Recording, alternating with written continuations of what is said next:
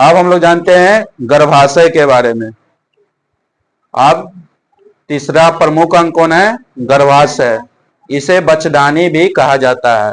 ठीक है, जिस स्त्री का बच्चा मतलब बच्चा नहीं पैदा होता है तो उसको क्या कहा जाता है कि उसकी बचदानी खराब है। तो बार बार वो अपनी बचदानी को साफ करवाता है, डॉक्टर के यहीं पर जाए उचित है। ठीक है, तो इसे बचदानी भी कहा जाता है। जिसकी बचदानी भी कहा जाता है जिसकी संरचना मांसल त्रिभुजाकार होता है। जिसकी संरचना कैसा होता है? त्रिभुजाकार होता है। देखिए यही गर्भाशय हमारा, यही त्रिभुज के जैसा आकार बना रहता है। ठीक है, त्रिभुजाकार होती है। इसकी चौड़ा भाग के ऊपर की ओर होता है, जिसे दोनों किनारों पर फैलोपियन नालिका स्थित होता है। इसके ऊपर ठीक कौन सा नालिका है? फैलोपियन नालिका यहाँ पर स्थित होता है।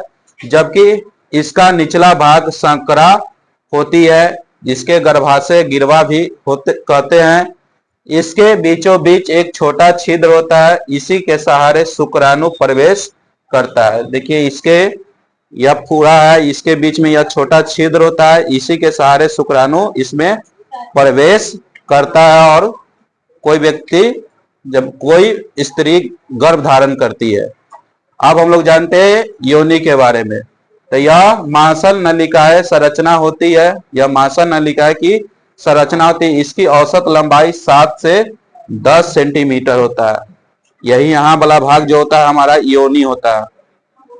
और इसकी लंबाई कितना से कितना? 7 से 10 सेंटीमीटर होती है। इसके दीवार पेशीय ऊतक का बना होता है। पूछेगा योनि का दीवार किस ऊतक का बना होता है? तो पेशीय ऊतक का बना होता है, जिस पर छोटी छोटी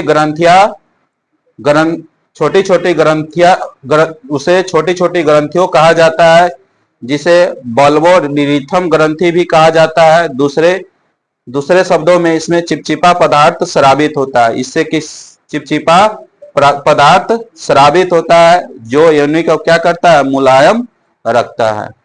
अब हम लोग जानते हैं निषेचन के बारे में। प्रमुख अंग निषेचन। यह नर युग्मक शुक्राणु, नर युग्मक मतलब पुरुष का यह शुक्राणु और मादा का अंडाणु, शुक्राणु और अंडाणु का संयोजन मतलब सम्मेलन या सुगमन ही निषेचन कहलाता है। ठीक है, जब तक मतलब पुरुष का शुक्राणु और मादा का अंडाणु जब तक आपस में संलग्न नहीं होगा, तब तक ले निषेचन की क्रिया संपन्न नहीं होगा और गर्भ धारण नहीं हो सकता है।